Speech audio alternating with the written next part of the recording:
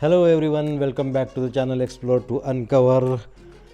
दोस्तों, कई दिनों के बाद एक इम्पॉर्टेंट वीडियो आपके लिए बनाने जा रहा हूँ, आपके साथ शेयर करना ज़रूरी था। जैसा कि लद्दाख सीरीज़ हमने जो कंप्लीट की, उसके बाद हमने आपसे कहा था कि लद्दाख इन नटशेल एक और आखिरी वीडियो आएगा लद्दाख सीरीज़ में, जिसमें हम कवर करेंगे overall experience of Ladakh trip, Ladakh travel, overall experience of the vehicle Bolero neo, कैसे परफॉर्म किया बोलेरो नियो ने लद्दाख सर्किट कंप्लीट करने के दरमियान।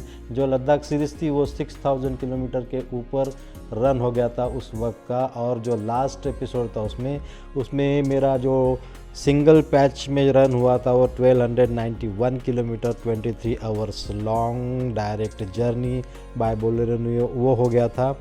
तो तभी से ये एक वीडियो बाकी था आपसे शेयर करने का, जिसमें मुझे कंप्लीट आपको प्रिपरेशन से लेकर, अगर आप लद्दाख जाना चाहते हो तो क्या क्या आपने करना चाहिए, क्या प्रिपेयर करना चाहिए, किस तरह आप अपना प्लान कर सकते हो और आपकी एक अच्छी रोड ट्रिप आप कर सकते हो। तो ये वीडियो हो सकता है लंबा हो, अगर काफ़ी लंबा होता है तो मैं इसमें 2 पार्ट में उसको डिवाइड करके आपके साथ शेयर करूंगा। लेकिन जो वीडियो है वो उनके लिए बहुत इम्पोर्टेंट है जो लद्दाख ट्रिप पे जाना चाहते हैं, जो लद्दाख बाय रोड ड्राइव करके जाना चाहते हैं। तो और उनके लिए भी जो अगर जाते नहीं है लेकिन लद्दाख के बारे में वो जानना चाहते हैं, तो मेरा ड्राइविंग एक्सपीरियंस लद्दाख के रोड्स पर कैसा रहा, तो वो जानने के लिए अगर आप उत्सुक हो तो आप वीडियो को एंड तक देखिए।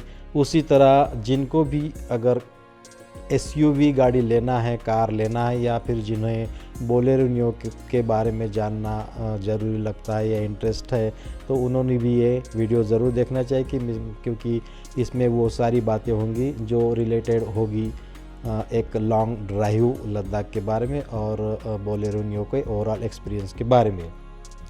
आप जानते हो कि जैसा कि लद्दाख सीरीज़ कंप्लीट करने के बाद मेरा बोलेरो नियो का कंप्लीट ट्रैवल हुआ है 22,000 किलोमीटर, और after completion of 20,000 kilometre second service के लिए ड्यू हो जाती है Bolero neo as per companies policy, और वो मेरा कंप्लीट हो गया था on the way at Moradabad. तो मैंने यूपी के मुरादाबाद में उसकी मेरी जो फाइनल फ्री सर्विसिंग थी आफ्टर 20,000 किलोमीटर वो मैंने वहाँ पे कर ली थी।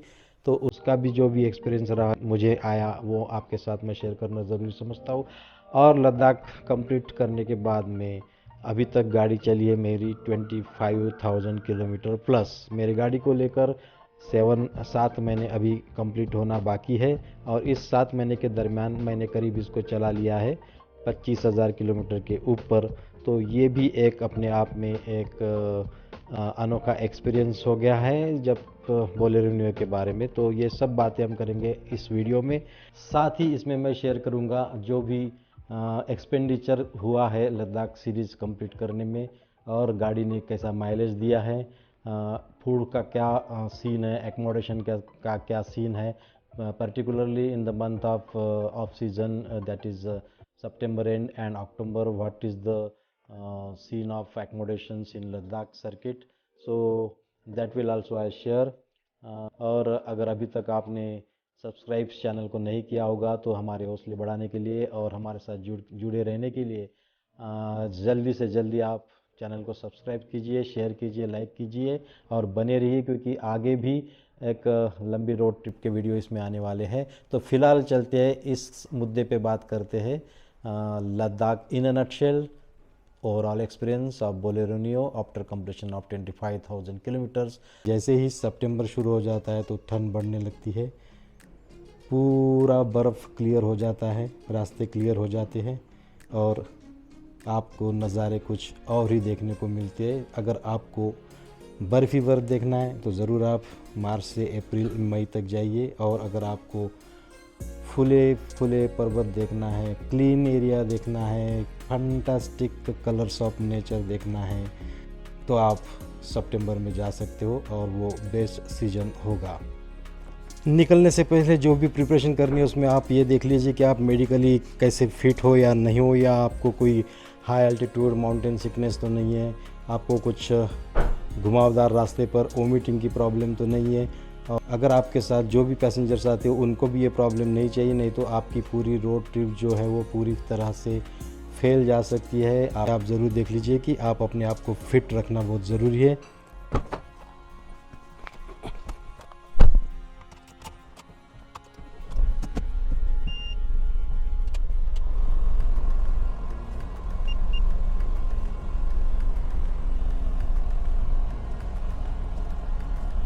आज इस वक्त जब मैं ये वीडियो बना रहा हूँ तो आप देख सकते हो गाड़ी के टेकोमीटर पे जो दिखा रहा है किलोमीटर ओवरऑल गाड़ी चली है 25,617 किलोमीटर आज अब इस वक्त। तो अभी चलो चलते चलते बात करते हैं आपके साथ। तो अगर आपने अभी तक मेरे लद्दाख के वीडियो देखे नहीं होंगे तो आप जाकर वीडियो लिस्ट में आप एक बार नज़र डालिए, शायद आपको पसंद आए।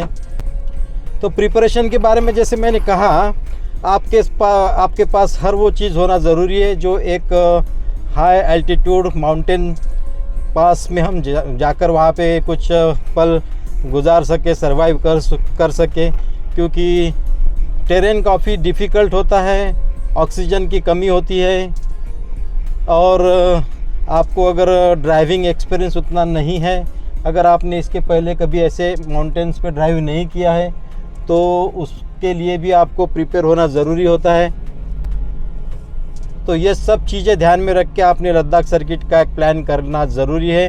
पंक्चर किट आपके पास होना ज़रूरी है, एयर इन्फ्लेटर और पानी की बोतलें, खाने पीने का सामान, ड्राई फ्रूट्स, तो ये सब चीज़ें ध्यान में रखकर ओवरऑल जो है आपका स्पिरिट बहुत अच्छा होना चाहिए। आप भूल जाओ कि आप किस एज से बिलोंग करते हो, आप कर सकते हो या नहीं कर सकते हो, आप ड्राइव कर सकते नहीं कर सकते, भूल कर आप अपना विल पावर बढ़ा के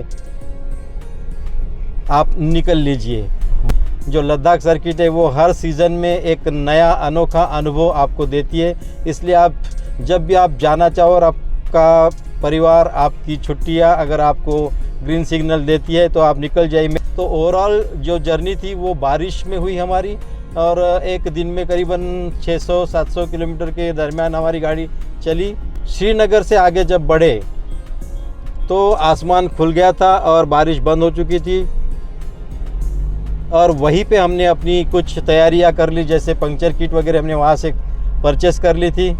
सीज़न का वहाँ पे कोई भरोसा नहीं, कब बर्फ़बारी हो जाएंगी, कब वहाँ पे आपको किसी दिक्कत के कारण आपकी गाड़ी स्टकअप हो जाएंगी और आपको वहाँ पे इंतज़ार करना पड़ेगा। ऐसे वक्त आपकी तैयारी होनी ज़रूरी है कि आप अगर 2-3 भी आपको कोई हेल्प नहीं मिली तो आपका सर्वाइव करना ज़रूरी है। इसलिए आपके साथ स्लीपिंग बैग से खाने पीने का सामान होना बहुत ज़रूरी है, ताकि आप बिना किसी दिक्कत से वहाँ पे 2-3 दिन सर्वाइव कर सके। हमारे पास रहने के लिए हमने टेंट ले लिया था, वॉशरूम टेंट ले लिया था, बेडिंग्स ले लिए थे, पानी भरपूर मात्रा में रखी थी हमने अपने पास, और जो भी ड्राई फ्रूट्स और किचन का जो सामान था ज़रूरी वो भी हमने रख लिया था।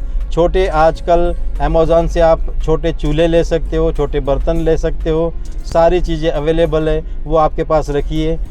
ऑक्सीजन सिलेंडर की इमरजेंसी में आपके पास होना ज़रूरी है, 500-600 में आ जाता है वो सिलेंडर, वो आप ले लीजिए। तो चीज़ें ज़रूरी नहीं कि ये काम पड़ेगी, लेकिन ये जो आपके पास रहती है ना तो आपका कॉन्फिडेंस लेवल भी बढ़ जाता है। इतने लंबे ट्रिप में जा रहे हो, आप अपना स्टेट छोड़ के जा रहे हो, तो आपके पास ज़रूरी है गाड़ी के सारे कागजात क्लियर होना। इनर लाइन परमिट लद्दाख के लिए ज़रूरी होता है, जो कि आप ऑनलाइन निकाल सकते हो, तो पहले ही आप निकाल लीजिए। ये जो 2 लोगों का इनर लाइन परमिट है वहाँ पे 10 दिनों के लिए मुझे 1300 में पड़ गया था, वो मैंने ले लिया था। कपूर को सूंघते हुए जाइए, पानी पीते हुए जाइए, खाना बहुत हल्का फुल्का लाइट ले लीजिए ताकि आपका पेट हल्का रहे।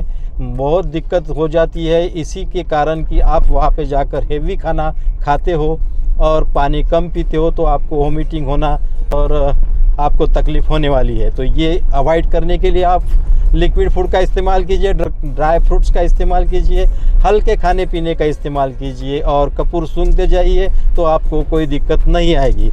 6000 किलोमीटर के ऊपर की हमारी रोड ट्रिप हुई है। ये मेरे लाइफ की फर्स्ट लॉन्ग रोड ट्रिप हुई है।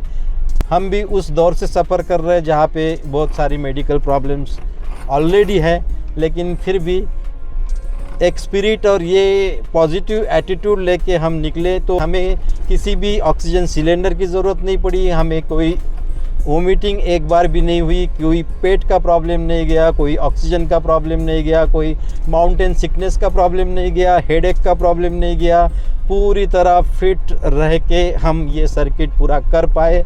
इसी का जो कारण है तो मैं कह रहा हूँ कि जो पॉजिटिव एटीट्यूड है, जो विल पावर है और जो स्पिरिट आपके पास होना ज़रूरी है घूमने फिरने का और ड्राइविंग का, तो वो लेकर आप चलिए कि आपको कोई दिक्कत नहीं आएगी और आप लद्दाख सीरीज़ पूरी तरह खुशियों से एंजॉय करते हुए आप कंप्लीट कर पाओगे। उम्र का कोई हिसाब नहीं है। कई लोग ऐसे भी देखे जो यंगस्टर्स है, जिन्हें दुनिया भर के प्रॉब्लम आ रहे हैं, जो वोमिट कर रहे हैं, जो घबरा रहे, जो डर रहे, जो सफ़र में आधा अधूरा सफ़र करके लौटने के लिए मजबूर हो रहे, ऐसे भी लोग देखे। इसलिए वो उम्र का हिसाब ही नहीं लगता। आप भूल जाइए आप किस उम्र से बिलोंग करते हैं, बस आप अपना स्पिरिट पॉजिटिव रखिए और निकल लीजिए। लद्दाख की प्रिपरेशन करने के लिए तो आपकी शुरुआत होती है आपकी गाड़ी से ही, कि आप कौन सी गाड़ी चूज़ कर रहे हो वहाँ जाने के लिए। तो एसयूवी लेने का मेरा पर्पस भी यही था कि जैसे आप देख सकते हो सामने रास्ते कैसे, इन रास्तों की कहीं कोई कमी नहीं है। हालांकि बहुत सारे रास्ते अभी अच्छे हो गए, लेकिन फिर भी कई रास्ते ऐसे हैं कि जहाँ पे आप सेडान क्लास और हैचबैक क्लास चलाने के लिए आपके दिल में धक धक होने लगती है। तो देख सकते हो ये मेरे फार्म पे जाने वाला रास्ता है। अभी इसका काम शुरू है, अच्छा बनेगा। अच्छा था भी पहले, लेकिन ये बहुत जल्दी ख़राब हो जाता है। तो आपको साथ साथ यही दिखा देते, अपना फार्म भी दिखा देते इस वक्त लद्दाख की बात करते करते। और ये रास्ता जो कि आप देख सकते हो, तो ये मुझे चॉइस करने के लिए इन रास्तों ने मजबूर किया था एसयूवी का। छत्तीसगढ़ में बस्तर में गया था तो नई गाड़ी उस वक्त मेरी 14,000 किलोमीटर चली थी और सर्विसिंग हो चुकी थी, लेकिन चलते चलते बंद हो गई थी लद्दाख के जाने के पहले। तो आप वो वीडियो प्लेलिस्ट में जाके देख सकते हो, जिसने मेरा इस गाड़ी पर का कॉन्फिडेंस लूज़ कर लिया था। उस वक्त जो भी एक्सपीरियंस रहा मेरा बहुत बुरा एक्सपीरियंस रहा, और जिसके कारण मुझे गाड़ी पर का भरोसा कम हो गया था और कहीं मैंने गलती तो नहीं की ऐसा मुझे लग रहा था। हालांकि उसके बाद गाड़ी ने अच्छा परफॉर्म किया और शुरुआत में 4 दिनों में हम श्रीनगर पहुंच गए थे।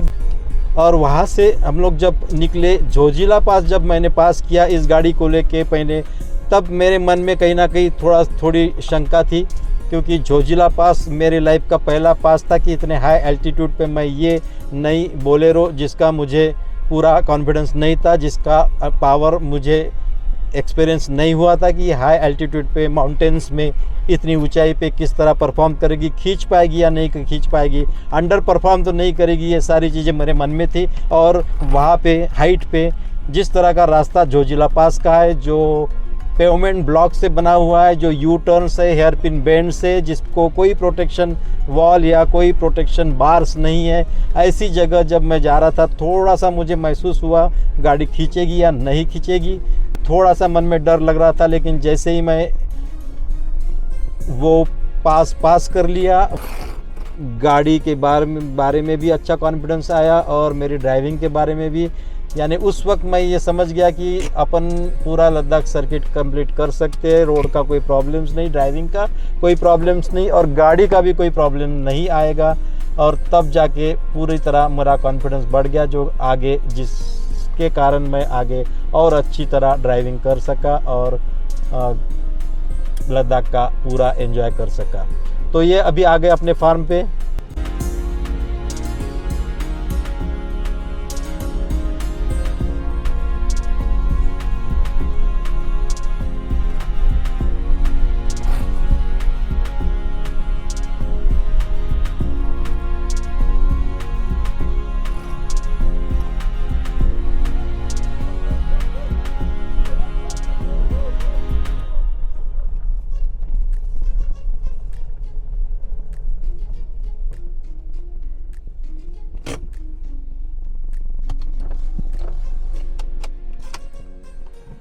इस वक्त अपन अपने आए हैं अपने छोटे से फार्म पे, आप देख सकते हो, और यहाँ पे मैं आपका स्वागत करता हूँ अपने फार्म पे। और बात करते हैं अभी आगे की, तो झोजिला पास की बात चल रही थी। झोजिला पास ये एक ऐसी शुरुआत है, श्रीनगर से लेह हाईवे नंबर 1 है, नेशनल हाईवे नंबर 1, उस पर का बहुत ज़्यादा डिफ़िकल्ट टेरेन वही झोजिला पास का है। वो अगर आप पास करते हो तो आपको आगे कोई दिक्कत आती नहीं है। वो आपका फर्स्ट एक्सपीरियंस होता है, वो ट्रायल है आपकी ड्राइविंग की शुरुआत की। आप बिंदास पास कर लीजिए। जिसको एक्सपीरियंस नहीं है उसको कहीं ना कहीं पहले लगता है, क्योंकि वो फर्स्ट टाइम होता है। एक बार आप उसको पास कर लीजिए, कोई दिक्कत नहीं है। और जो भी आप नए ड्राइवर हो तो आपने वही रास्ता चूज़ कर लेना चाहिए, क्योंकि मनाली लेह और डिफ़िकल्ट है। मनाली लेह पे और narrow road, of roadings, water लॉगिंग्स, बहुत कुछ दिक्कत है जिसको आप जिसको एंजॉय करोगे ड्राइव करते वक्त। जब आपका कॉन्फिडेंस बढ़ जाएगा, दिक्कतों का सामना करते हुए भी आपको मज़ा आएगा, क्योंकि वहाँ का हर एक मिनट, हर एक पल, हर एक सफ़र अपने आप में बहुत ही खूबसूरत डेस्टिनेशन होता है, एडवेंचर डेस्टिनेशन होता है। तो एडवेंचर लविंग पीपल के लिए, मैच्योर ड्राइवर्स के लिए, रोड ट्रिप वालों के लिए वो बहुत अच्छा पैच है। लेकिन नई शुरुआत करते वक्त वो थोड़ा सा आपको डिफ़िकल्ट जा सकता है, क्योंकि आपको एक्सपीरियंस की कहीं ना कहीं थोड़ी कमी होती है। और अगर आपका एक बार कॉन्फिडेंस लूज होता है तो आगे आपको तकलीफ़ जा सकती है। इसलिए बेटर वे आप चूज़ कीजिए श्रीनगर से होके, जम्मू से श्रीनगर, श्रीनगर से आप लेह, और लेह से फिर पूरा नुब्रा वैली, तुरतुक, वहाँ से पैंगोंग, पैंगोंग से लेके फिर लेह, और लेह से मनाली, ऐसा आकर आप सर्किट कंप्लीट कर सकते हैं। अगर आप सितंबर में जाते हो तो सीज़न ऑफ होने की कगार पर रहता है, होटल्स खाली रहते हैं। आपको एट द 11th आवर भी आपको रहने के लिए कोई प्रॉब्लम, कोई दिक्कत जाती नहीं। एकोमोडेशन इजीली अवेलेबल हो जाता है और सस्ता एकोमोडेशन अवेलेबल हो जाता है। आप बार्गेन भी कर सकते हो। ऑनलाइन बुक करने की, प्री बुकिंग की ज़रूरत नहीं है आपको। पहला अगर आपका सफ़र है लद्दाख का तो आप, मेरे हिसाब से आप सितंबर को ही चूज़ कीजिए, ऐसा मैं समझता हूँ। आगे आपको हर सीज़न का मज़ा अलग ही आने वाला है। तो नेक्स्ट ट्रिप आप मई महीने में भी या मार्च महीने में भी कर सकते हो। दोस्तों, लद्दाख में सिर्फ गाड़ी की टेस्ट नहीं होती, गाड़ी के साथ साथ अपने फिटनेस की भी बहुत अच्छी तरह टेस्ट हो ही जाती है। सो अगर आपके साथ 2 ड्राइवर होते हैं, को ड्राइवर भी हो जाता है तो बहुत अच्छा है, आपको कोई टेंशन की ज़रूरत नहीं है। लेकिन और आपका टेंशन बढ़ जाता है जब आप सिर्फ सोलो ड्राइवर होते हो और आपके साथ स्पेसिफिकली आपकी को पार्टनर, को पैसेंजर के रूप में आपकी श्रीमती होती है। यानी आप अगर कपल हो और अकेले ड्राइविंग करने वाले हो, आपके साथ कोई दूसरी गाड़ी नहीं है, तो आपको बेहद सावधान होना और कॉशियसली चलना ज़रूरी होता है। तो ये सब चीज़ें ध्यान में रख के मैंने भी अपने आप को फिट रखने की पूरी कोशिश की और उसमें कामयाब हो चुका। इसका मुझे आनंद है, खुशी है। दोस्तों, एक चीज़ का बहुत ध्यान रखिए, सफ़र में आपको ज़्यादा से ज़्यादा अर्ली इन द मॉर्निंग निकलना ज़रूरी है, ताकि आपके पास समय की कमी ना हो। क्योंकि माउंटेन्स में जल्दी अंधेरा हो जाता है, जल्दी आपको रोड दिखना बंद हो जाते हैं, क्योंकि ऊंची ऊंची पहाड़ियाँ हैं। तो सूरज जल्दी ढल जाता है, आपके लिए सफ़र और नया हो जाता है। आपका पहला समय है तो आप वहाँ के रोड की कंडीशन की आपको जानकारी बिल्कुल भी नहीं होती। ऐसे समय आप या तो दिन ही दिन में आपका ट्रैवल कीजिए, जर्नी कीजिए तो बेहतर होगा, अदरवाइज़ आपको दिक्कत आनी ही है। ऐसा ही जजमेंट मेरा गलत हो गया था जब मैं पैंगोंग से निकला, और instead of taking the rest in the night at Durbuk, we proceeded ahead, ये सोच के, ये समझ के कि आगे हमको होम स्टे वगैरह मिल जाएगा। लेकिन प्रॉब्लम ये थी कि आगे कोई होम स्टे था ही नहीं, स्नोफॉल हो चुका था और हमें अंधेरा हो गया। चांगला पास आने वाला था, जिसकी मुझे उस वक्त भूल हो चुकी थी। मुझे जानकारी, मैं भूल गया था कि बीच में चांगला पास आने वाला है और वहाँ पे स्नोफॉल हो सकता है। दूर से ही पता चलता था कि स्नोफॉल हो रहा है। जब पैंगोंग में थे तभी स्नोफॉल शुरुआत हो चुका था। तो ऐसे समय आपको बहुत कॉशियस डिसीजन लेना ज़रूरी है। बेहतर वे जहाँ भी शाम हो जाती है आपको रुकना ज़रूरी है, अदरवाइज़ आपको आगे दिक्कत जा सकती है।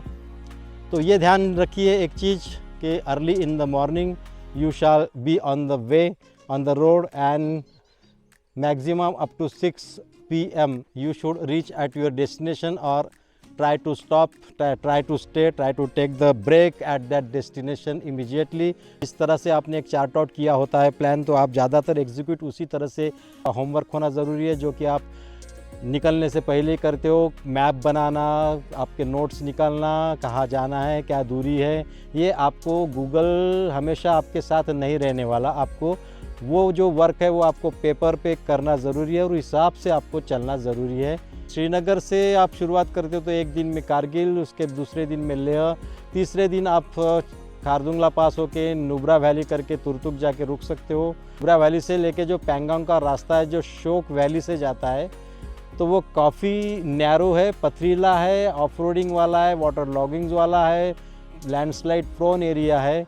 जो भी वहाँ पे बाइकर्स वगैरह आते हैं एक दूसरे को हेल्प करते हैं। बस एक चीज़ मुझे वहाँ पे अभी भी खटकी, जो कि लोग वहाँ पे आके भी ड्रिंकिंग्स वगैरह करते हैं, बोतल्स वहीं पे फेंक देते हैं, कांच के टुकड़े वहाँ पे कई जगह देखने को मिले जहाँ हम एंजॉय करने के लिए नीचे उतरते हैं।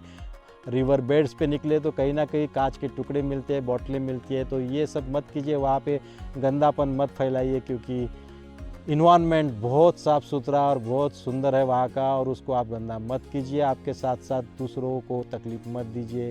फ्यूल का सीन कुछ ऐसा है कि अगर आपके पास 4 व्हीलर है, 4 व्हीलर से जाते हो तो आप फुल टैंक करके रखिए, आपको बार बार फ्यूल भरने की ज़रूरत नहीं है। तो पेट्रोल पंप की, फ्यूल पंप की अभी कमी नहीं है लद्दाख में भी, ज़्यादातर हर जगह आपको फ्यूल मिल जाता है। लद्दाख की ऐसी कोई जगह नहीं है जहाँ पे हमें कोई दिक्कत आई हो सुंदरता के बारे में, या हर कोई जो पॉइंट है वो अपने आप में खूबसूरत और एक अनोखा डेस्टिनेशन है। लेह से नुब्रा वैली जाते वक्त आपको खारदुंगला पास होके जाना होता है, जो हाईएस्ट मोटरेबल रोड कहा जाता है, लेकिन रोड बहुत अच्छा है वो, और आपको पता भी नहीं चलता कि आप कब खारदुंगला पास आ चुके हो। किसी हाई पास पे ज़्यादा देर तक मत रुकिए, बस 5 से 10 मिनट रुक के आप वहाँ पे फ़ोटोग्राफी कीजिए और आगे बढ़िए। लद्दाख सर्किट ख़त्म होता है, फिर आखिर में आपका नुब्रा वैली, पैंगोंग लेक से आने के बाद लेह को आप एक्सप्लोर कर सकते हो, और लेह से फिर आप रिटर्न होते हो मनाली के रास्ते। Early in the morning Leh से आप निकल लीजिए। रास्ता बीच में बारालाचा तक का बहुत ख़राब है, सिंगल वे है, 2 गाड़ी आती है, तो आप मुश्किल ही होते हैं पास करने के लिए। आपको रिवर्स लेके जगह देख के आपको दूसरी गाड़ी को साइड देना पड़ता है, पास करना होता है। अदरवाइज़ कुछ टेरेन तो ऐसा है कि जो आपको जजमेंट ही नहीं होता है कि आप किस तरह से आपकी गाड़ी निकाल सकेंगे वहाँ से। वो थ्रिलिंग अनुभव आता है आपको। सामने से अचानक कभी कभी कोई व्हीकल आ जाता है और रास्ता बिल्कुल ही पास करने के लिए रहता नहीं है। अगर आप थोड़ा भी गलती करते हो तो आई थिंक 1 2 3 4 आपका हो सकता है। इसलिए वो ज़रूरी है केयरफुली, कॉशियसली ड्राइविंग करना। गलती से भी जो लोकल ड्राइवर्स है उनके पीछे आप मत लगाइए अपनी गाड़ी। वो उनको आइडिया होती है, 4 व्हील ड्राइव होती है, वो कहीं से भी निकल जाते हैं, लेकिन आप फंस सकते हो, जो कि हमारा मनाली के रास्ते आते वक्त हो चुका है। नीचे से रिवर बेड में से डाल दी थी और आगे कई गाड़ियाँ फंस गई थी। ये तो अच्छी बात है, बोलेरोनियों ने हमें सही सलामत बाहर निकाला, अदरवाइज़ डिज़ायर किया सेल्टॉस वहाँ पे फंस चुकी थी, धक्का मार के निकालना पड़ा। आप वीडियो में जाकर देख सकते हो वो। दोस्तों इस दौरान क्या कुछ रहा फिर मेरा एक्सपीरियंस, वो तो मैं आपके साथ अभी शेयर कर ही रहा हूँ। बात करते हमारे गाड़ी ने कैसा परफॉर्म किया और माइलेज कितना दिया, फ्यूल कितना लगा और बाकी जो हिसाब है खर्चे का आने वाले अगले वीडियो में। So do connect, subscribe the channel. Thank you for watching this video. मिलते हैं अगले वीडियो में आपसे। Thank you so much.